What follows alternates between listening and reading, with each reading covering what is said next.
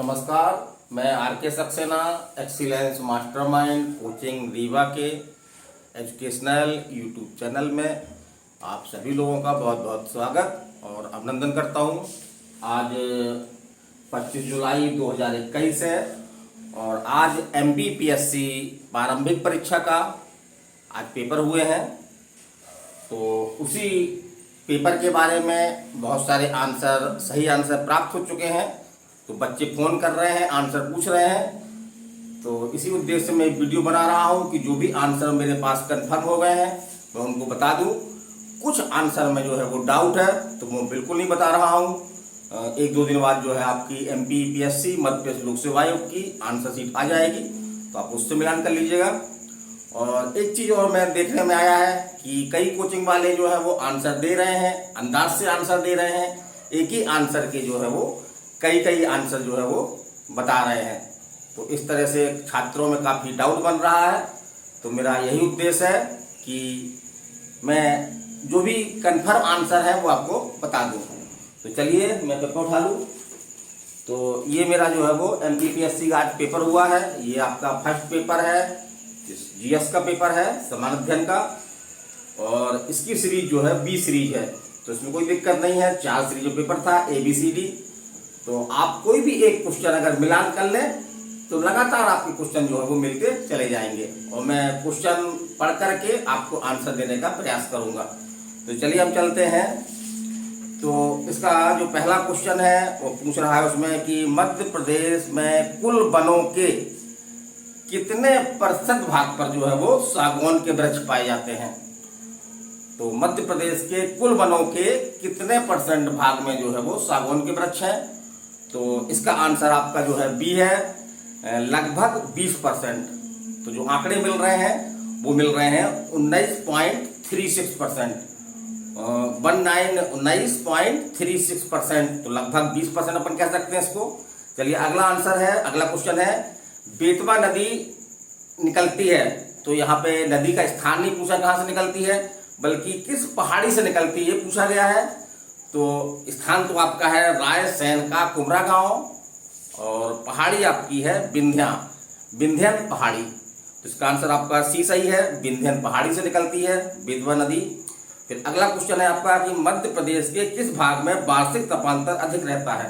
तो ये question doubt में है, इसमें आंसर कई मिल रहे हैं, तो इसको मैं अभी नहीं बता रहा हूँ। चलिए अगला क्वेश्चन चलते हैं। अगला क्वेश्चन भी आपका डाउट में है, मध्य प्रदेश में ग्रीष्म ऋतु में औसत तापमान बढ़ता है। तो ये डाउट में है, वैसे संभावित आंसर इसका जो है वो पूर्व से पश्चिम की ओर हो सकता है। चलिए अगला क्वेश्चन 5 नंबर, आध्यात्मिक खनिज। तो खनिजों को हम बांटते हैं धात्विक खनिज और आध्यात्मिक खनिज। तो आध्यात्मिक खनिज है, 4 खनिजों के नाम दिए गए हैं। तो संगमरमर जो है वो आध्यात्मिक खनिज है और शेष तीनों जो मैग्नीज है, चांदी है और सीसा है, ये आपके जो है वो धात्विक खनिज है। चलिए अगला क्वेश्चन देखते हैं हम। मनुष्य में कितने जोड़ी कपाल तंत्रिका पाई जाती हैं। मनुष्य में कितने जोड़ी कपाल तंत्रिका पाई जाती हैं। तो आपका आंसर है 12 जोड़ी। तो B आंसर सही है आपका। अगला क्वेश्चन है आपका कि किसी भी पारिस्थितिक तंत्र में ऊर्जा का पिरामिड जो है वो कैसा होता है। किसी भी पारिस्थितिक तंत्र में ऊर्जा का पिरामिड कैसा होता है। तो इसका आंसर आपका A है, हमेशा सीधा। चलिए आगे चलते हैं। भोजन में मोनोसोडियम ग्लूटामेट, जिसको हम संक्षेप में MSG बोलते हैं, तो ये क्यों मिलाया जाता है। तो जैसे हम सब जानते हैं, सरल क्वेश्चन था ये। तो स्वाद बढ़ाने के लिए, भोजन का स्वाद बढ़ाने के लिए जो है उसमें मोनोसोडियम ग्लूटामेट MSG का जो है वो उपयोग किया जाता है। अगला क्वेश्चन हम देख रहे हैं। तो अगला क्वेश्चन आपका है आपदा प्रबंधन एक्ट बनाया गया। तो अभी चर्चा में था, कोरोना चल रहा है, आपदा प्रबंधन एक्ट लागू है। तो ये बनाया गया था आपका 2005 में। कब बनाया गया था? 2005 में, आपदा प्रबंधन एक्ट। फिर अगला क्वेश्चन है आपका कि इनमें से कौन सी बीमारी कोरोना वायरस से संबंधित है। तो ये काफी डाउट क्वेश्चन बता रहे हैं लोग बाग, लेकिन इसमें कोई डाउट नहीं है। जो तीनों बीमारी इसमें दी गई हैं, आपका एक तो दिया गया है मर्स दिया गया है, दूसरा आपका सार्स दिया गया है और तीसरा आपका कोविड 19 दिया गया है। तो तीनों बीमारी जो है वो कोरोना वायरस से संबंधित है। तो इसका आंसर होगा आपका डी, उपरोक्त सभी। चलिए आगे चलते हैं हम। तो एक प्रकार की माध्यमिक मेमोरी कौन सी नहीं है? तो मेमोरी दो तरह की होती है, एक तो आपकी प्राइमरी मेमोरी होती है, दूसरा आपका सेकेंडरी मेमोरी होती है। तो इसमें आपकी जो है वो माध्यमिक मेमोरी कौन सी नहीं है ये पूछ रहा है। तो वो है आपका आंसर सी है, वो है आपका RAM, रैंडम एक्सेस मेमोरी। ये आपकी जो है वो प्राइमरी मेमोरी होती है, ये माध्यमिक मेमोरी नहीं है। अगला क्वेश्चन देखिए। तो XML का फुल फॉर्म पूछा है। XML सिंपल है, कंप्यूटर में करीब 15 से 20 इस तरह के फुल फॉर्म है, अगर हम उनको तैयार कर लें तो उससे क्वेश्चन मिल जाते हैं। तो इसका पूरा फॉर्म है आपका एक्सप्रेसिबल मार्कअप लैंग्वेज। क्या है आपका? Expressible markup language. चलिए अगला क्वेश्चन देखते हैं हम। अगला क्वेश्चन है आपका, माइक्रोवेव में विद्युत चुंबकीय तरंगें होती हैं जिनकी सीमा की आवृत्ति होती है। तो वो है आपका सी आंसर है इसका। 1 गीगाहर्ट्ज से 300 गीगाहर्ट्ज तक, 1 गीगाहर्ट्ज से 300 गीगाहर्ट्ज तक। कठिन क्वेश्चन है थोड़ा सा, समान कंप्यूटर वालों जो हम लोग पढ़ते हैं हम लोगों से नहीं बनेगा ये। अगर नहीं बना आपसे टेंशन मत लें। अगला क्वेश्चन है आपका, ब्लोफिश एक प्रकार है, ब्लोफिश एक प्रकार है। तो इसका आंसर आपका सी है, डिजिटल हस्ताक्षर एल्गोरिथम, डिजिटल हस्ताक्षर एल्गोरिथम। फिर अगला क्वेश्चन है आपका, रोबोटिक्स के संदर्भ में PUMA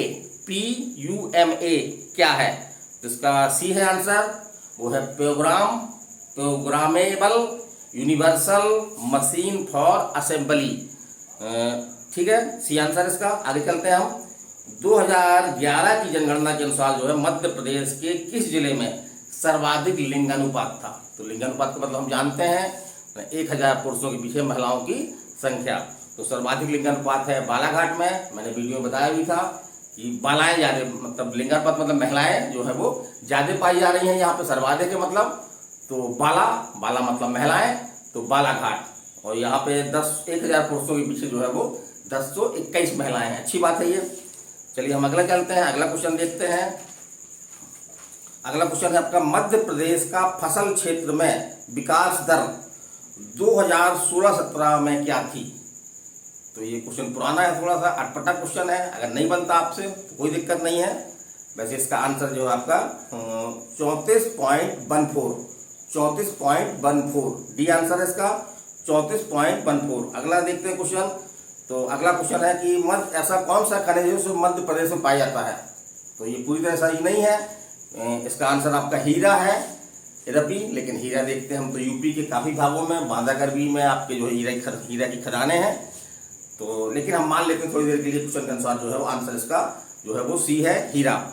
फिर अगला आपका क्वेश्चन है कि मध्य प्रदेश जनजाति संग्रहालय, तो एक संगठन है मध्य प्रदेश जनजाति संग्रहालय, जो है वो किस शहर में स्थित है? तो ये आपके भोपाल में है। बच्चे काफ़ी डाउट किए। तो ये आपका जो भोपाल में श्यामला हिल्स है, वहाँ पर जो है वो इसका मुख्यालय है, कोई डाउट नहीं इसमें। फिर अगला क्वेश्चन है आपका, आकांक्षा योजना, मध्य प्रदेश की आकांक्षा योजना संबंधित है। तो ये आपकी जो है वो जो आपके अनुसूचित जनजाति छात्रों को कंपटीशन परीक्षाओं, जो कम्पिटिटिव एग्जाम होते हैं उनकी कोचिंग देने के लिए, खासतौर से जैसे नीट वगैरह है, एम्स है, आपका क्लेट है, तो इनके लिए जो है वो इनको फ्री आपका जो है कोचिंग दी जाती है। किसी योजना में? आकांक्षा योजना में। तो इसका आंसर आपका ए है। चलिए अगला चलते हैं हम। मध्य प्रदेश का पन्ना जिला किस खनिज के लिए प्रसिद्ध है? बहुत सरल क्वेश्चन है, गलत नहीं होना चाहिए। तो आपका आंसर है हीरा।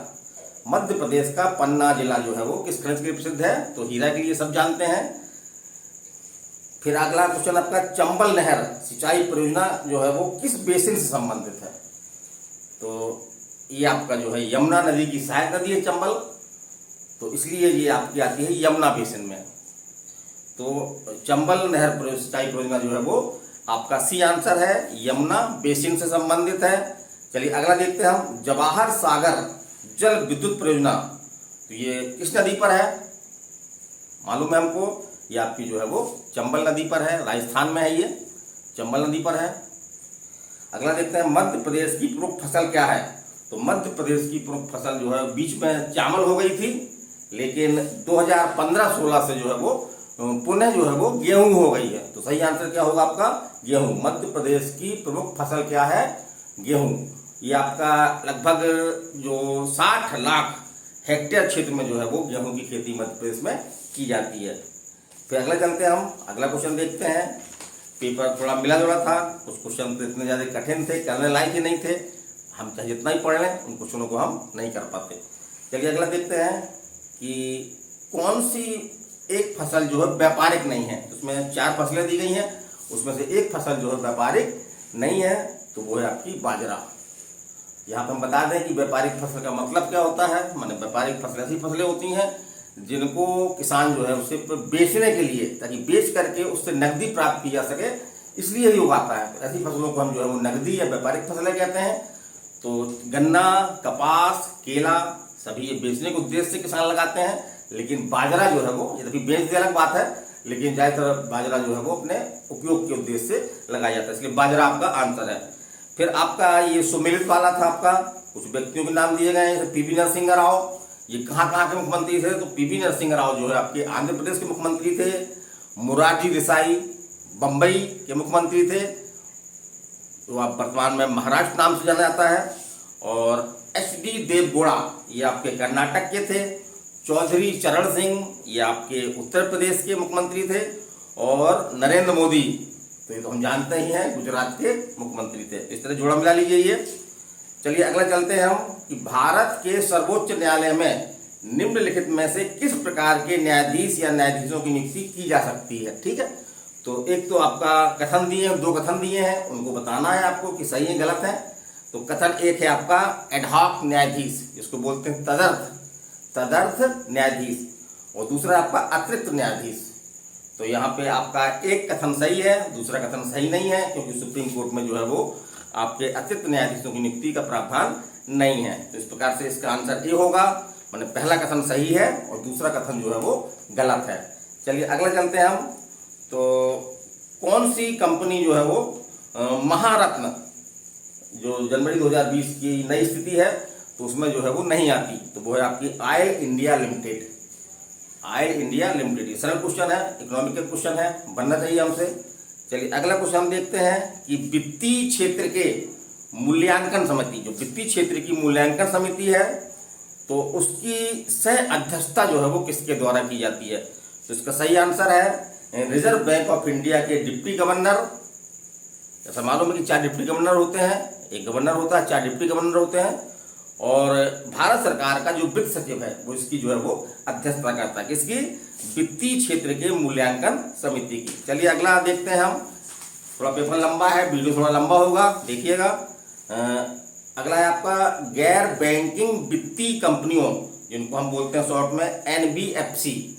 तो इसके लिए जो है वो 2018 में लोकपाल योजना, शिकायतों के निवारण के लिए लोकपाल योजना शुरू की गई है। तो इसे जो है वो रिजर्व बैंक द्वारा जो है वो कब पेश किया गया, तो इसका आंसर आपका बी है 23 जनवरी 2018। कब पेश किया गया, 23 जनवरी 2018। चलिए अगला चलते हैं। तो ये भी बहुत महत्वपूर्ण क्वेश्चन है कि फरवरी 2021 में जब कोरोना चल रहा था पूरी दुनिया में, तो फरवरी 2021 में भारत के किस पड़ोसी देश में जो है वो सेना ने जो है वो तख्ता पलट किया, तो वो आपका है म्यांमार, जिसको अपन बर्मा बोलते हैं। तो वहाँ की जो लोकतंत्र समर्थक नेता है आंग सान सू की, तो वो है। चलिए अगला हम देखते हैं। अगला क्वेश्चन हमारा है आपका अंतर्राष्ट्रीय ओलंपिक समिति का मुख्यालय कहाँ पे है। सरल क्वेश्चन है, हमने वीडियो में बनाया था एक वीडियो ओलंपिक पे, तो उसमें क्वेश्चन था आपका ये, आंसर जिसने देखा होगा उनसे बन गया होगा, वो है आपका लुसाने। तो लुसाने आपका जो है एक स्विट्जरलैंड का एक प्रमुख नगर है, वहाँ पे आपका अंतर्राष्ट्रीय ओलंपिक समिति का जो है वो मुख्यालय है। चलिए अगले चलते हैं हम। तो किस भारतीय महिला ने व्यक्तिगत खेल में सर्वप्रथम ओलंपिक पदक जीता। एक तो टीम के द्वारा जीता जाता है, एक अपना पर्सनल व्यक्तिगत खेल में जीता जाता है। तो यहाँ पे व्यक्तिगत खेल की बात हो रही है और वो भी महिला की बात हो रही है। तो वो महिला है आपकी कर्णम मालेश्वरी। कर्णम मालेश्वरी जो आपका वेट लिफ्टिंग से, भारोत्तोलन संबंधित हैं। और ये भी जानकारी दे दें आपको कि 4 महिलाएं अभी तक जो है वो व्यक्तिगत स्पर्धा में जो है वो पदक प्राप्त कर चुकी हैं। 3 अन्य महिलाएं हैं आपकी, साक्षी मलिक हैं आपकी, साक्षी मलिक आपकी कुश्ती संबंधित है, ये भी पूछ सकता है एग्जाम में, आगे किसी एग्जाम पूछ सकता है। साइना नेहवाल प्रसिद्ध नाम है, सानिया मिर्जा से हम कंफ्यूज ना हो, सानिया नेहवाल जो है आपकी बैडमिंटन की हैं। और मेरी काम तो ये तो प्रसिद्ध जो है वो बॉक्सिंग की हैं। चलिए आगे चलते हैं हम कि मध्य प्रदेश शासन द्वारा खेल प्रशिक्षकों को कौन सा पुरस्कार दिया जाता है, वो भी सर्वोच्च पुरस्कार है ना। तो हमने एक वीडियो बनाया था आपका मध्य प्रदेश में प्रमुख पुरस्कार, जिसने उसको देखा होगा तो उससे क्वेश्चन बन गया होगा। ये है आपका विश्वामित्र पुरस्कार, विश्वामित्र पुरस्कार। द्रोणाचार्य पुरस्कार भी दिया गया है, तो द्रोणाचार्य पुरस्कार जो राष्ट्रीय स्तर पर है, लेकिन मध्य प्रदेश स्तर पर सबसे बड़ा पुरस्कार जो है वो आपका कौन है, विश्वामित्र पुरस्कार। चलिए आगे चलते हैं। ये भी क्वेश्चन थोड़ा सा कठिन क्वेश्चन था, लेकिन किताबों में मिलता है ये कि मध्य प्रदेश राज्य तीरंदाजी एकेडमी, मध्य प्रदेश राज्य तीरंदाजी एकेडमी, ये आपका कहाँ स्थित है, तो ये आपका जो है वो जबलपुर में है। कंफर्म आंसर है इसका ये। चलिए आगे चलते हैं हम। अगला आपका सीएजी से क्वेश्चन है। तो सीएजी के बारे में 2 कथन दिए गए हैं और उन्हीं के आधार पर आपको आंसर निकालना है। तो पहला कथन है आपका कि नियंत्रक महालेखा परीक्षक का कर्तव्य होगा कि वह उन सभी प्राप्तियों की ऑडिट करे, ऑडिट मतलब लेखा परीक्षण करे, जो भारत की संचित निधि से जो है वो दी जाती हैं। फिर दूसरा है आपका नियंत्रक महालेखा परीक्षक को संघ या किसी राज्य के किसी कार्यालय या विभाग में रखे गए भंडारों या स्टॉक के लेखाओं की लेखा परीक्षा करने और उनके बाबत रिपोर्ट तैयार करने का प्राधिकार होगा। तो ठीक है, दोनों कथन सही है आपके।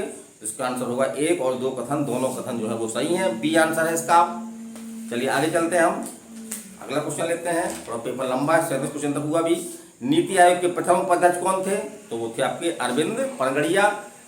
कौन थे, अरविंद पनगड़िया, सी आंसर है। और वर्तमान में आपके कौन है, राजीव कुमार हैं। तो हमने एक नीति आयोग पर वीडियो बनाया है, स्पेशल वीडियो हमारे यूट्यूब चैनल में पड़ा हुआ है, अगर उसने देखा होगा तो ये क्वेश्चन हमसे जो है वो बन जाएगा। क्वेश्चन ये सरल था।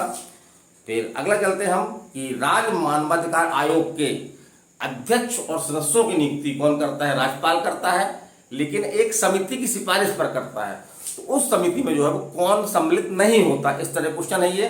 तो उस समिति में आपके जो है वो मुख्यमंत्री शामिल होता है, इसी तरह से आपका विधानसभा का अध्यक्ष वो शामिल होता है, और राज्य का गृह मंत्री शामिल होता है। इसी प्रकार से विधानसभा का जो है वो जो विपक्ष का नेता होता है वो भी इसमें शामिल होता है, लेकिन राज्यपाल जो है इसमें शामिल नहीं होता।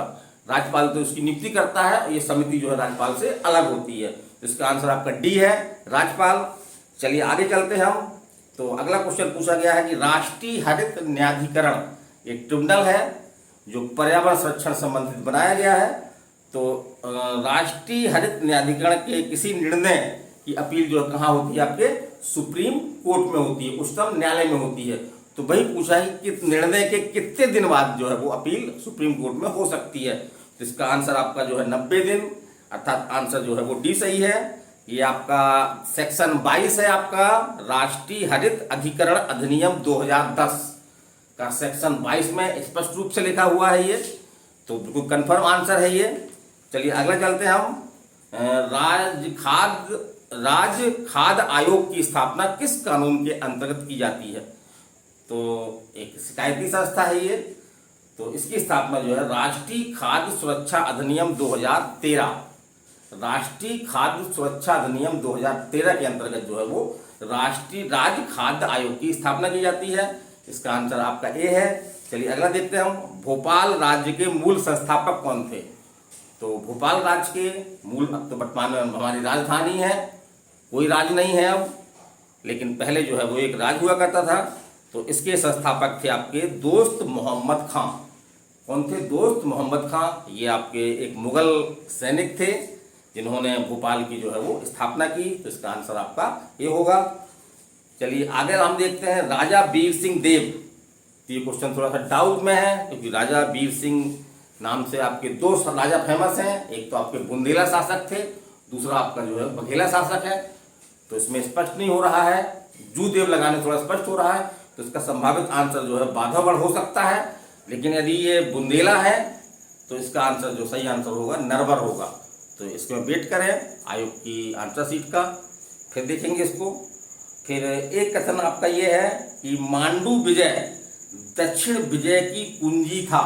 ये कथन है, ये मांडू जो मध्य प्रदेश में है, मांडू विजय दक्षिण विजय की कुंजी था। ये कथन जो है किसका है? तो ये कथन जो है वो अमीर खुसरो का है। कोई डाउट नहीं इसमें, सब किताबों में मिलता है, ये अमीर खुसरो का है। चलिए अगला क्वेश्चन देखते हैं। भीमबेटका को किसने खोजा? तो भीमबेटका प्रसिद्ध पर्यटक स्थल है, इसकी खोज किसने की? इसकी खोज की है डॉक्टर विष्णुधर बाकड़कर। किसने? डॉक्टर विष्णुधर बाकड़कर। आपका आंसर सी है। अगला चलते हैं, मध्य प्रदेश में सर्वाधिक पाई जाने वाली जनजाति।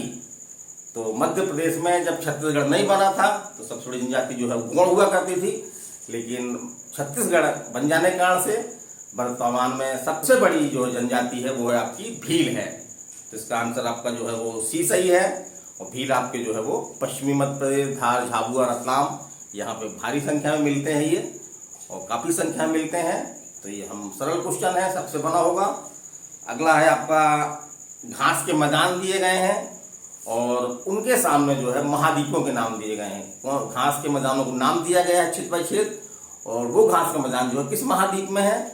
तो इसका आपको जोड़ा बनाना है, तो बता दें। जैसे कि स्टेपीज, सरल क्वेश्चन है ये, आपका भूगोल का क्वेश्चन है ये, जनरली हम लोग पढ़ते हैं, छोटी छोटी किताबों में ये मिलता है ये स्टेपीज। तो स्टेपीज आपका जो है वो ट्यूनेशिया में है। ट्यूनेशिया आपका जो है वो रूस में आता है। इसी तरह से पेरिज, तो पेरिज आपका जो है वो संयुक्त राज्य अमेरिका का घास का मैदान को पेरिज बोलते हैं। इसी प्रकार से बेल्डस, बेल्डस जो है आपका दक्षिण अफ्रीका का घास का मैदान है। और डाउन्स, ये सभी हम जानते हैं, डाउन्स कहाँ का है? ऑस्ट्रेलिया का। तो इस तरह इसका आंसर जो है वो सी सही है। 3, 1, 2, 4। चलिए आगे चलते हैं हम। भारत के किस राज्य में सागौन के वन का क्षेत्र सर्वाधिक है? भारत के किस राज्य में? तो स्वाभाविक है मध्य प्रदेश है, कोई डाउट नहीं इसमें। मध्य प्रदेश के कुल वन क्षेत्र का लगभग जो है वो 19.36% जो है वो सागौन के वृक्ष जो है वो पाए जाते हैं। चलिए अगला क्वेश्चन देखते हैं हम। तो इसमें एक थोड़ा कठिन क्वेश्चन है, सरल क्वेश्चन नहीं है। जनरली ये राष्ट्रीय उद्यान बहुत फेमस नहीं है, जनरली हम इन राष्ट्रीय उद्यानों को नहीं पढ़ते हैं। तो इसमें पूछा है कि कौन सा राष्ट्रीय उद्यान जो है वो सही सुमेलित नहीं है। राष्ट्रीय उद्यान का नाम दिया गया है और उसके सामने जो है वो राज्य का नाम दिया गया है। तो इसमें जो आपका आंसर है वो है सी है, चंदोली। चंदोली राष्ट्रीय उद्यान जो है वो आपके गुजरात में ना होकर के कहाँ पे है? महाराष्ट्र में है। इस तरह से आंसर आपका हो गया सी हो गया। फिर अगला क्वेश्चन इंपॉर्टेंट क्वेश्चन है, सरल क्वेश्चन है ये। भारतीय खनिज पदार्थों का भंडार किसे कहा जाता है? तो सबको मालूम है, छोटा नागपुर का पठार। इसमें आपका बिहार, झारखंड, उड़ीसा और आपके पश्चिम बंगाल तक फैला हुआ है ये छोटा नागपुर का पठार।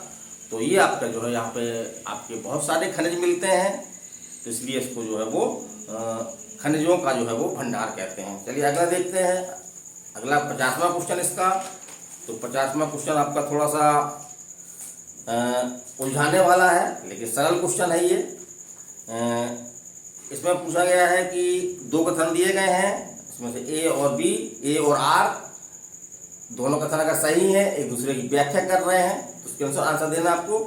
तो पहला कथन है आपका, पंजाब, हरियाणा, उत्तर प्रदेश भारत के प्रमुख गेहूं उत्पादक राज्य हैं। कोई डाउट नहीं है, पंजाब आपका, उत्तर प्रदेश, हरियाणा ये आपके गेहूं उत्पादक राज्य हैं, अग्रणी राज्य है ये। और दूसरा उसका जो कारण दिया गया है वो कहा गया है कि सुअप्रवाहित उर्वर भूमि शीतकाल में 10 डिग्री से 15 डिग्री सेंटीग्रेड तापमान एवं लगभग 75 सेंटीमीटर औसत वार्षिक वर्षा गेहूं उत्पादन के लिए आवश्यक है। तो ये कथन जो है वो सही नहीं है, तो इसका आंसर आपका सी होगा। ए सही है परंतु आर गलत है। चलिए अगले चलते हैं। अगला आपका पद्म श्री भूरीबाई, ये फेमस रही हैं।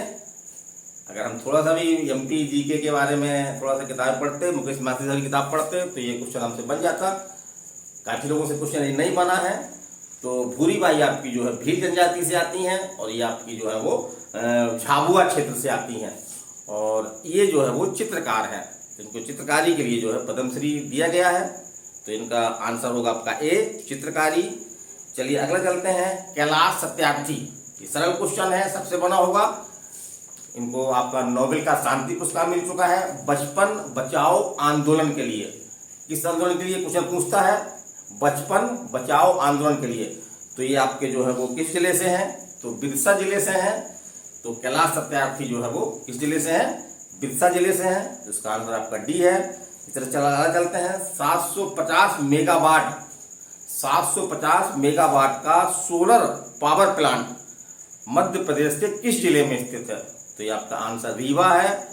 और हम लोग घूम के भी आए होंगे, यहीं पे गुड़ के पास में आप चले जाइए तो आपको ये सोलर पावर प्लांट जो है मिल जाएगा। तो ये 700 मेगावाट का जो है वो मध्य प्रदेश का सबसे बड़ा आपका प्लान है, बल्कि इसका तो भारत में पहला स्थान आ रहा है। तो ये आपके रीवा में गुड़ के पास है। चलिए बी आंसर है इसका। अगला देखते हैं, मिजोरम में स्थित फाबंगपुई राष्ट्रीय उद्यान को किस अन्य नाम से जाना जाता है? मिजोरम में स्थित एक फाबंगपुई राष्ट्रीय उद्यान को जो है एक अन्य नाम से जाना जाता है। ये क्वेश्चन थोड़ा सा कठिन है, यद्यपि एग्जाम में क्वेश्चन आया है, यूपीपीसीएस में क्वेश्चन आया हुआ है, रिपीट हुआ है। तो इसका आंसर है आपका ब्लू माउंटेन, अर्थात इसको हिंदी बोलेंगे नीला पर्वत उद्यान।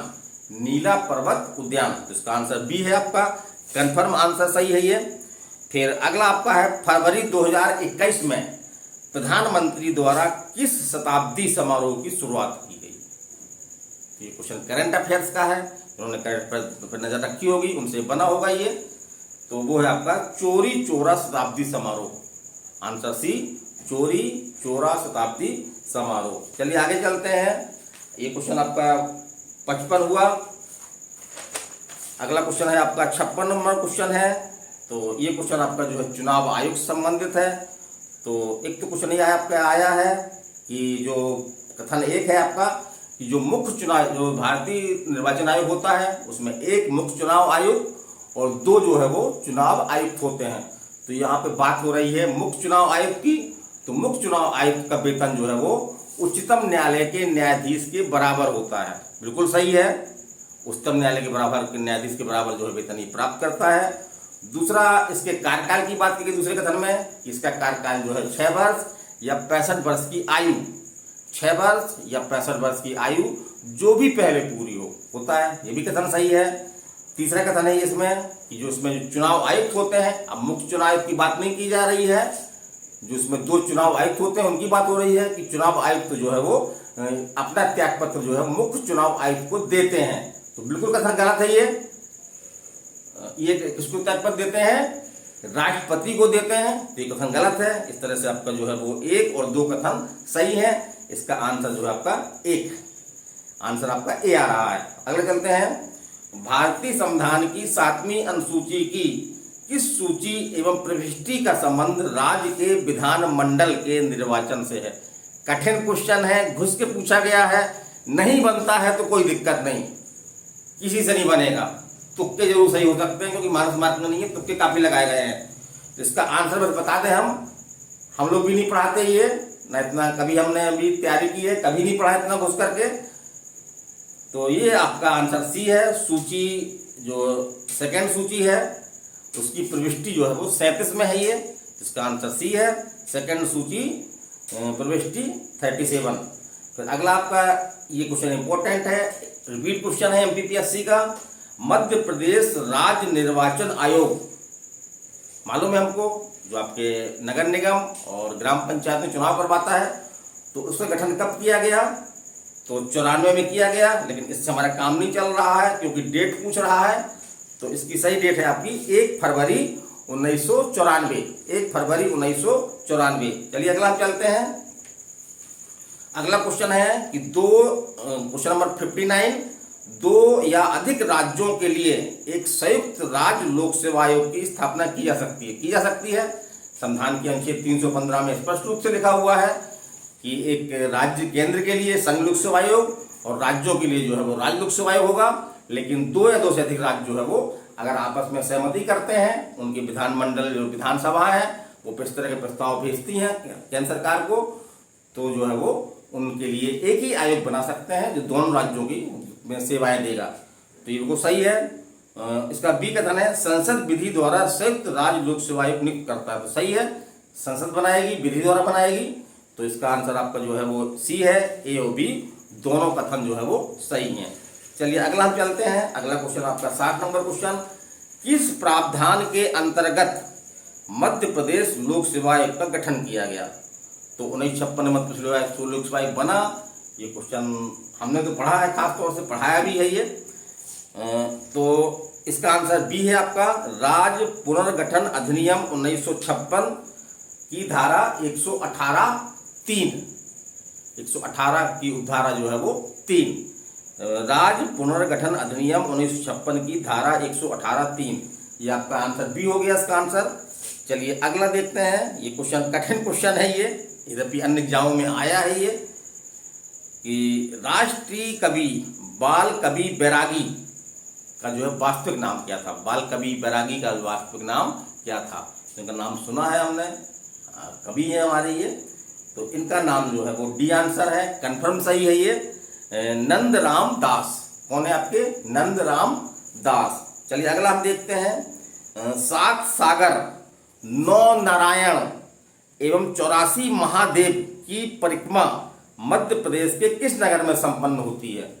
तो इसका आंसर जो जहां तक मेरी जानकारी है, मैंने जो ढूंढा है इसका आंसर, तो वो आपका जो है चित्रकूट है आंसर इसका। सतना जिले में स्थित चित्रकूट, जहां पर 7 सागर, 9 नारायण एवं 84 महादेव की परिक्रमा जो है वो संपन्न की जाती है। इस प्रकार से आंसर बी है, चित्रकूट। चलिए आगे चलते हैं हम। राजा भोज के किस कवि ने जैन धर्म अपना लिया? तो ये डाउट में डाल रहे हैं, यद्यपि इसका आंसर धनपाल हो सकता है लेकिन कंफर्म नहीं है, तो इसको हम डाउट में डाल लें। एमपीपीएससी की आंसर शीट से हम इसको मिलान कर लेंगे।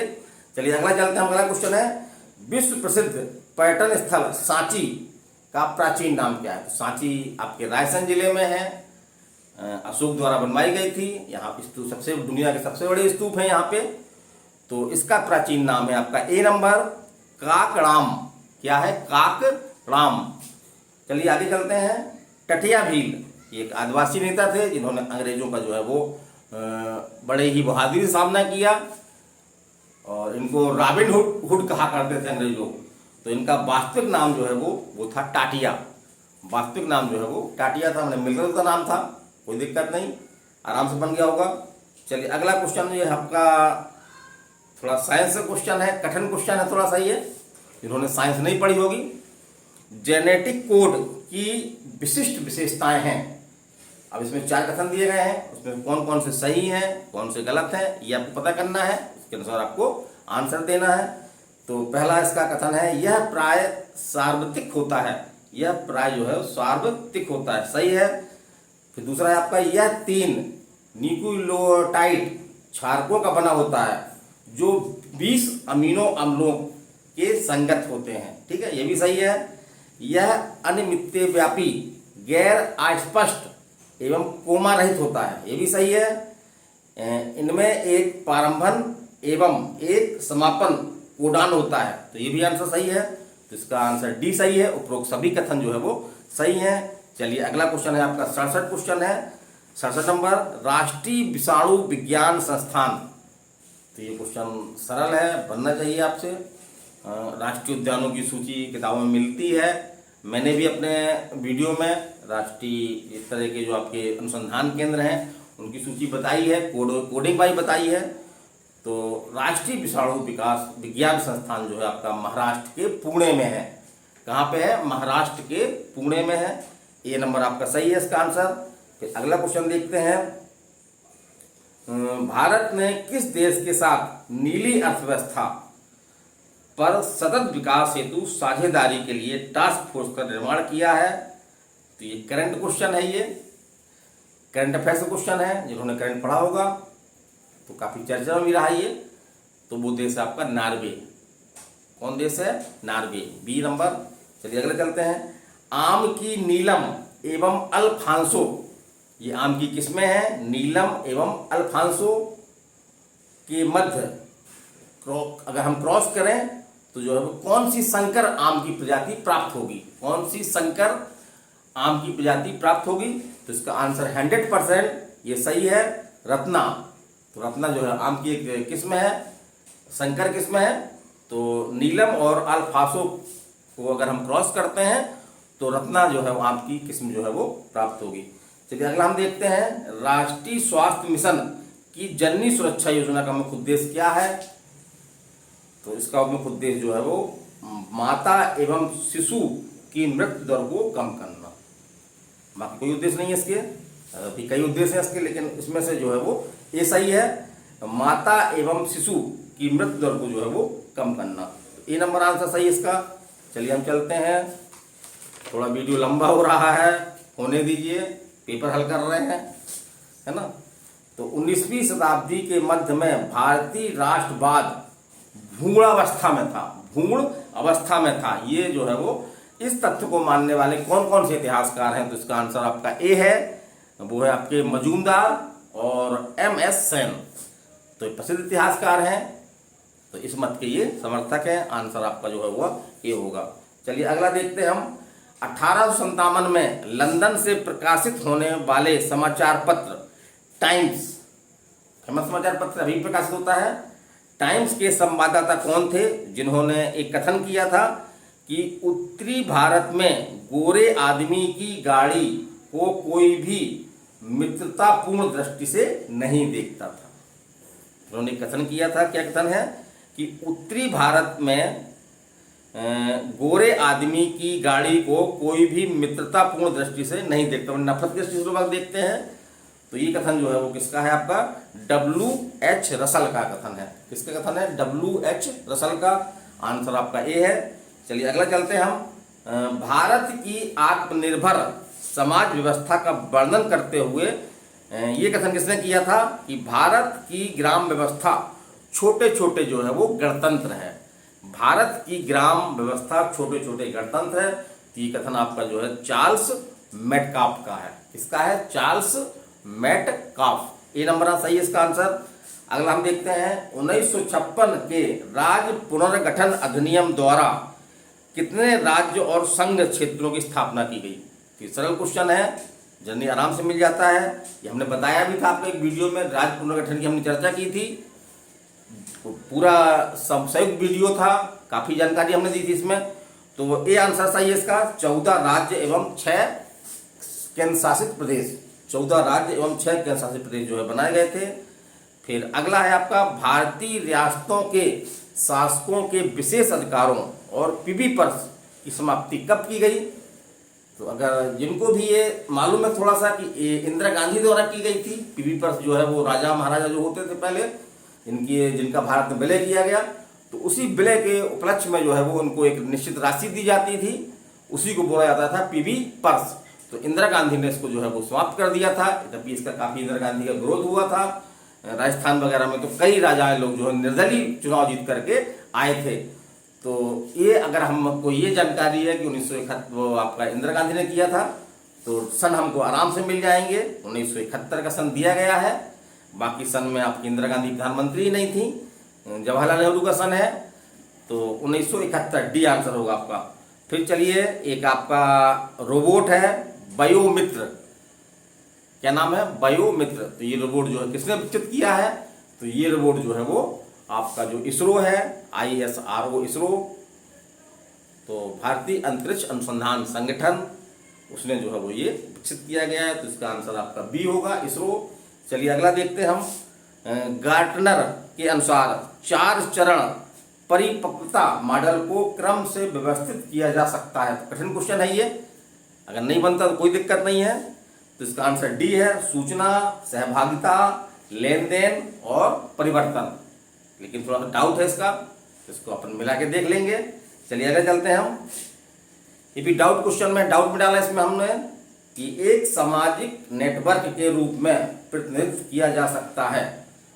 तो वैसे इसका आंसर कई मिल रहा है, अलग अलग मिल रहा है। इसका आंसर अपन वेट करें, MPPSC की आंसर शीट आ जाने दें। चलिए अगला चलते हैं हम। अगला है आपका IPv6 प्रोटोकॉल आईपी पते को परिभाषित करता है? तो इसका आंसर है आपका सी नंबर 128 बिट। क्या है? 128 बिट सी नंबर। चलिए आगे चलते हैं हम कि यह वरीयताओं को एकत्रित करके उपयोगकर्ता के हितों के बारे में स्वयंचालित पूर्वानुमान बनाने की एक विधि है। उसको क्या कहते हैं? तो उसका नाम है आपका ए आंसर है इसका सोशल नेटवर्किंग। सोशल नेटवर्किंग ये हमारे कंप्यूटर के विशेषज्ञ हैं आशीष, उनसे हमने पूछा है और बोल तो रहे कि सही बताया है। ठीक है, सही होगा, ये अच्छी जानकार है वो। तो सोशल नेटवर्किंग। चलिए अगला चलते हैं हम कि 2011 की जनगणना के अनुसार किस राज्य में जनसंख्या की 10वीं वृद्धि दर जो है वो न्यूनतम रही? तो हमने एक वीडियो बनाया था भारत की जनगणना, उसमें हमने ये बताया था कथन। तो नागालैंड में तो ऋणात्मक था, जो वृद्धि दर थी वो ऋणात्मक थी गत दशकों के, है ना। तो इसका आंसर आपका बी है। कौन सा आंसर आपका? नागालैंड। चलिए अगला चलते हैं, उर्वरक उद्योग का कौन सा कच्चा माल नहीं है? तो बड़ा सरल क्वेश्चन है ये, जनरली लोगों से बन गया होगा लेकिन बहुत ज्यादा सरल नहीं है। तो इसका आंसर है आपका कास्टिक सोडा। कास्टिड सोडा ये आपका जो है वो उर्वरक उद्योग का कच्चा माल नहीं है। बाकी नेप्ता, जिप्सम और सल्फर ये सभी जो है वो इससे उर्वरक बनते हैं, तो ये उसका कच्चा माल है। चलिए अगले चलते हैं हम। अगले में आपका जो कुछ पर्वत शिखर दिए गए हैं और सामने उनके जो है वो महाद्वीपों के नाम दिए गए हैं। तो उसमें ये पूछा गया है कि कौन सा सुमेलित नहीं है, कौन सा जोड़ा जो है वो सही नहीं है। तो इसमें ए नंबर है किलिमंजारो, तो ये आपके अफ्रीका में है, कोई दिक्कत नहीं। फिर दूसरा आपका है माउंट मैकनले, तो ये आपका जो है वो उत्तरी अमेरिका में है, सही है ये। फिर है एल्ब्रुस, तो ये आपका जो है एशिया दिखा बताया गया एशिया महाद्वीप में, एशिया महाद्वीप में नहीं है ये आपका जो है वो यूरोप महाद्वीप में है। बहुत सरल क्वेश्चन है ये। तो यही आपका आंसर है, सी नंबर आंसर है।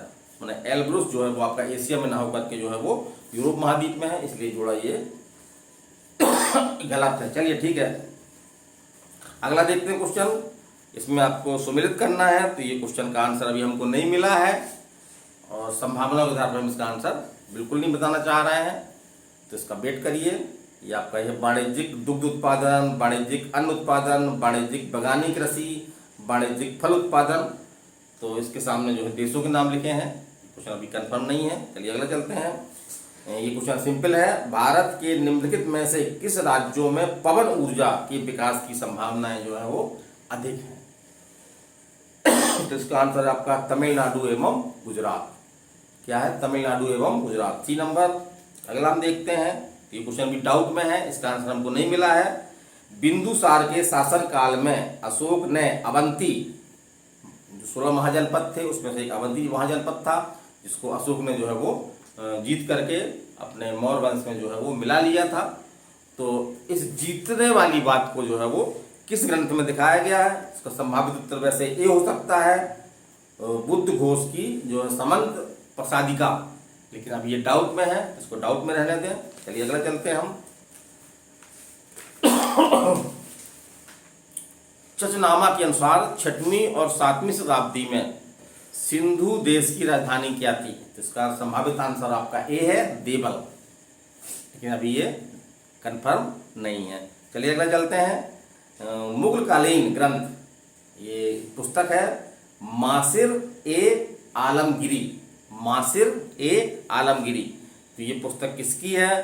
तो ये पुस्तक जो है वो साकी मुस्तैद खां, साकी मुस्तैद खां, ए नंबर इनकी पुस्तक है ये।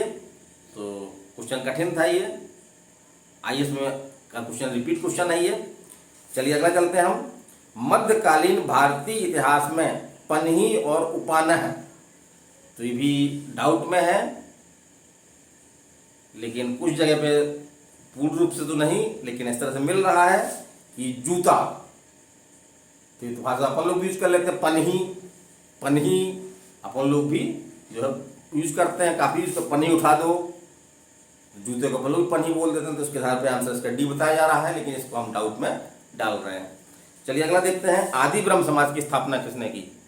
तो वो है आपका सही आंसर है केशव चंद्र सेन ने। किसने की? Answer B number, Keshav Chandra Sen ने। चलिए अगला चलते हैं हम। भारत शासन अधिनियम 1919 के अंतर्गत भारतीय विधायिका का अंतिम निर्वाचन किस वर्ष में आयोजित किया गया? तो इसका आंसर बी है 1934 में। कब किया गया? 1934 में। चलिए अगला देखते हैं। संविधान सभा के प्रथम मनोनीत उपसभापति कौन थे? ये रिपीट क्वेश्चन है, उत्तर प्रदेश पीसीएस का कठिन क्वेश्चन कह सकते हैं इसको, इसलिए हम यही देते हैं आप लोगों को राय कि आप लोग जो है वो इस तरह के जो एग्जाम हो रहे हैं वर्तमान में, चाहे किसी स्टेट का हो, राजस्थान का, उत्तर प्रदेश का हो या कोई अन्य एग्जाम हो, तो उनके पेपरों को जो है वो जरूर हल करें। तो बहुत सारे ऐसे बने बनाए क्वेश्चन अपन को जो है मिल जाते हैं जो पढ़ने में नहीं आते हैं। तो इसका आंसर आपका जो है वो उपसभापति कौन थे पहले संविधान सभा के? तो सभापति तो हमको मालूम है, अध्यक्ष राजेंद्र प्रसाद थे। उपसभापति आपके थे एच.सी. मुखर्जी। कौन थे? एच.सी. Mukherjee, C number. चलिए अगला चलते हम। निम्न में से कौन सी अभिव्यक्ति भारत के संविधान के अनुच्छेद 108 के अंतर्गत दोनों सदनों की संयुक्त बैठक आयोजित करने की सूचना के संबंध में है? तो इसमें है कि लोकसभा और राज्यसभा में किसी विषय पर यदि उद्धरण विधेयक नहीं है या संविधान संशोधन का विधेयक नहीं है, अगर उसमें मतभेद होता है तो लोकसभा और राज्यसभा दोनों की बैठकें जो है वो एक साथ होती हैं। राज्यसभा के सदस्य जो है वो लोकसभा में जाकर के साथ में बैठक करते हैं। तो इस तरह का जो संयुक्त अधिवेशन होता है तो वो कौन बुलाता है? तो वो बुलाता है आपका अनुच्छेद 101 में राष्ट्रपति बुलाता है। तो उसी के बारे में आपका ए सही है कि राष्ट्रपति का आशय है अगर कि किसी विधेयक पर जो है आपस में विवाद है लोकसभा राज्यसभा के बीच में, तो उसका इस आशय की सूचना जो है वो लोकसभा अध्यक्ष को देगा। और इसकी अध्यक्षता कौन करता है? जो संयुक्त अधिवेशन होता है, ये क्वेश्चन कई जगहों में आया है, तो इसकी अध्यक्षता कौन करता है? लोकसभा का अध्यक्ष करता है। कौन करता है? लोकसभा का अध्यक्ष करता है। चलिए अगला देखते हैं हम 94 क्वेश्चन। भारत के संविधान का अनुच्छेद 24, बहुत सिंपल क्वेश्चन है, ये थोड़ा सा घुमाया है इसमें। तो ये कहता है कि जो 14 वर्ष से कम आयु के बच्चे हैं उनको खतरनाक उद्योग में जो है वो रोक लगाई गई है, निषेध किया गया है। उसमें यही पूछा है कि पूर्ण निषेध किया गया है, आंशिक निषेध किया गया है, युक्तियुक्त निषेध किया गया है या नैतिक निषेध किया गया है? तो इसका आंसर ए है, पूर्ण निषेध किया गया है, इसको अपराध घोषित किया गया है अनुच्छेद 24 में। चलिए अगला देखते हैं हम, पेपर बस खत्म है। 95 क्वेश्चन। भारत के संविधान के अनुच्छेद 368 के संबंध में कौन सा कथन सही है? तो 24 पे पहला कथन है 24वें संविधान संशोधन अधिनियम 1971 के द्वारा अनुच्छेद 368 में संशोधन किया गया, तो बिल्कुल नहीं किया गया, गलत कथन है ये। फिर 101वें संविधान संशोधन अधिनियम 2016 के द्वारा अनुच्छेद 368 संशोधित किया गया, तो ये भी कथन गलत है।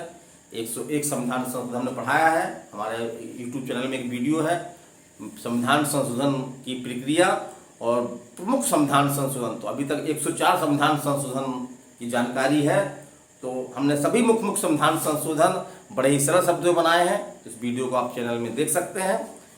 तो 101 जो है संविधान संशोधन जो है आपका जीएसटी से संबंधित है, जिसके अंतर्गत जीएसटी लागू की गई है, वस्तु एवं सेवा कर अधिनियम, है ना। तो इसमें आपके ए और बी दोनों कथन गलत हैं, इसका आंसर आपका डी हो जाएगा। फिर अगला क्वेश्चन देखें कि मध्य प्रदेश में निम्नलिखित राज्यपालों में से कौन हरियाणा के मुख्यमंत्री रहे? बकवास क्वेश्चन है बिल्कुल, इस तरह क्वेश्चन नहीं दिया जाना चाहिए। ये एक प्रकार से कंप्यूटर के साथ मजाक है इस तरह से। तो ये क्वेश्चन अगर आपसे नहीं बनता तो कोई दिक्कत नहीं, किसी से नहीं बनेगा। तो इसका आंसर जो है, वैसे हम तो ढूंढ लिया है आंसर इसका, डॉक्टर भगवत दयाल शर्मा। तो डॉक्टर भगवत दयाल शर्मा जो हरियाणा के मुख्यमंत्री थे और मध्य प्रदेश के जो है वो राज्यपाल बनाए गए। चलिए अगला देखते हैं हम कि मध्य प्रदेश के निम्नलिखित मुख्यमंत्रियों में से कौन मध्य प्रदेश विधानसभा में नेता प्रतिपक्ष के पद पर नहीं रहा? तो इसमें कुल मिला के ये पूछा गया है कि ऐसे कौन से मुख्यमंत्री, इनमें 4 मुख्यमंत्रियों के नाम दिए गए हैं, इसमें कौन कौन से ऐसे मुख्यमंत्री हैं जो विधानसभा में नेता प्रतिपक्ष नहीं रहे बल्कि सीधे डायरेक्ट जो है वो मुख्यमंत्री बने? तो इसमें आपका दिग्विजय सिंह और मोतीलाल वोरा, ये आपके प्रतिपक्ष के नेता नहीं थे। उसका आंसर आपका जो है वो ए है, केवल 1 और 2 सही है, माने दिग्विजय सिंह और मोतीलाल वोरा। चलिए अगला चलते हैं हम, मध्य प्रदेश विधानसभा की कार्यवाही का सही क्रम चुने। तो इसका क्रम आपका बी आंसर है 3, 2, 4, 1। चलिए अगले चलते हैं। मध्य प्रदेश उच्च न्यायालय के निम्नांकित मुख्य न्यायमूर्तियों में से कौन भारत के उच्चतम न्यायालय के न्यायाधीश नहीं रहे? ये भी बड़ा बकवास टाइप क्वेश्चन है। बहुत सारे उच्चतम न्यायालय में न्यायाधीश होते हैं, कहीं से मिल भी नहीं रहा, इसको हमने ढूंढने की कोशिश की, नहीं मिला। चलिए आयोग जिसने बनाया होगा उस पर देखते हैं, आयोग की सूची आएगी, मानसीट आएगी, उसमें देखते हैं हम। तो लेकिन इसमें हम कुछ गैस कर सकते हैं, जैसे कि A.K. पटनायक चर्चित नाम है उत्तर न्यायालय सुप्रीम कोर्ट का। इस तरह A.K. माथुर, ये भी चर्चित नाम है। अब इसमें B और C माने R.B. रविंदन और S.K. झा, इन दोनों में सही आंसर है। तो हम इस तरह से निकाल सकते हैं, तो हमारी सही होने की संभावना जो है वो 50-50 हो जाएगी। चलिए अगले चलते हैं। अगला क्वेश्चन 100, लास्ट क्वेश्चन है ये। मध्य प्रदेश में नगर पालिकाओं में अनुसूचित जनजातियों हेतु स्थानों के आरक्षण का प्रावधान जो है वो किस अनुच्छेद में है? तो हमने एक वीडियो बना है हमारा पंचायती राज, तो उसमें हमने ये बताया है। उसको अगर ध्यान से देखें होंगे, जिन्होंने देखा है तो उनसे क्वेश्चन बन गया होगा। काफ़ी ट्रिक के माध्यम से हमने ये आपके अनुच्छेद ट्रिक के माध्यम से समझाए हैं कि आपको रटने की जरूरत नहीं है। अगर आप ट्रिक थोड़ा ध्यान रखेंगे और अलग अलग ट्रिक है तो उससे आपसे बन जाएगा। आप देख सकते हो उस वीडियो को। तो इसका आंसर जो है वो ए है, अनुच्छेद 243 ना 1, अनुच्छेद 243 ना 1। तो इस प्रकार से ये आपका जीएस का पेपर था, और जीएस के पेपर से ही जो है मेरिट निर्धारित होती है। समानतः ये देखा गया है कि जो बच्चे ठीक हैं जीएस पेपर में अगर कर रहे हैं क्वेश्चन, तो सेकंड पेपर में जो है वो पासिंग मार्क्स है, क्वालिफाई है सिर्फ। उसमें आपका जनरल जो है 40 क्वेश्चन करने होते हैं, और ST SC OBC को जो है वो 30% यानी 30 क्वेश्चन करने होते हैं। तो आशा करता हूँ कि आप लोगों का पेपर सही गया होगा। यद्यपि पेपर कुछ उटपटांग भी था, कुछ क्वेश्चन तो बहुत बकवास क्वेश्चन थे, ऐसे क्वेश्चन नहीं होने चाहिए। समानतः ऐसे क्वेश्चन होना चाहिए समान जागरूकता, क्योंकि हम समान अध्ययन है ना कि विशिष्ट अध्ययन। तो इस तरह क्वेश्चन होने चाहिए जिनको हम पढ़ाई करें तो हमको पढ़ने में वो मिले। ऐसे क्वेश्चन नहीं जिसकी हम पहली बार देखें तो उसको खोजें हम। तो मेरा ये वीडियो कैसा लगा, और आशा है कि आप लोगों को अच्छा लगा होगा। तो इस तरह का चैनल देखने के लिए हमारे बहुत सारे जीएस के वीडियो पड़े हुए हैं, तो उनको आप देख सकते हैं। इतिहास के हैं, आपके राज्य व्यवस्था के बहुत सारे वीडियो हैं, आपके स्पोर्ट के हैं, कंप्लीट स्टोप है आपका, स्पोर्ट है, MPG के बहुत सारे वीडियो हैं आपके, और कुछ हल्के फुल्के कॉमेडी के माध्यम से हंसाता भी रहता हूँ कभी कभी। तो अब आप लोग अगर कमज़ोर लग रहा है आपको, अगर आपको लग रहा है कि इसमें मेरिट हम कुछ 2-3 दिन बाद हम अपने वीडियो में ही इसकी मेरिट आउट कर देंगे, इसकी मेरिट जो है बच्चों से बात करके कि कितने नंबर तक जो है वो होने की संभावना है, कट ऑफ मार्क्स बता देंगे। तो उसके अनुसार आप जो है वो तैयारी कर लीजिए। अभी तो बस 2-4 दिन अपना मौज मस्ती करिए, क्योंकि काफ़ी मेहनत की होगी, काफ़ी पढ़ाई में लगे रहे होंगे। 2-4 दिन मौज मस्ती कीजिए। अगर कोई डाउट है, कोई कैसे तैयारी करें, क्या करें, कौन सी पुस्तक है, तो आप हमसे जो है व्यक्तिगत रूप से मिल सकते हैं। एक्सीलेंस मास्टरमाइंड कोचिंग, ये हमारा जो है मोबाइल नंबर है 930 281 2239। जिसमें आप व्हाट्सअप भी है, तो व्हाट्सअप के माध्यम से भी हमको जो है वो कर सकते हैं, या कमेंट के माध्यम से कर सकते हैं। और जैसे ही हमको कंफर्म आंसर और मिलते हैं, कुछ डाउट में हमने डाले हैं, तो उनके अनुसार जो है हम या तो अलग वीडियो बना करके दे देंगे आपको, या इसी वीडियो में जो कमेंट बॉक्स है उसमें हम इस आंसर को डाल देंगे। तो मैं RK Saxena excellence mastermind coaching के एजुकेशनल यूट्यूब चैनल में आप सभी लोगों का पुनः स्वागत करते हुए अगले वीडियो तक जो है वो विदाई लेता हूँ। नमस्कार, धन्यवाद।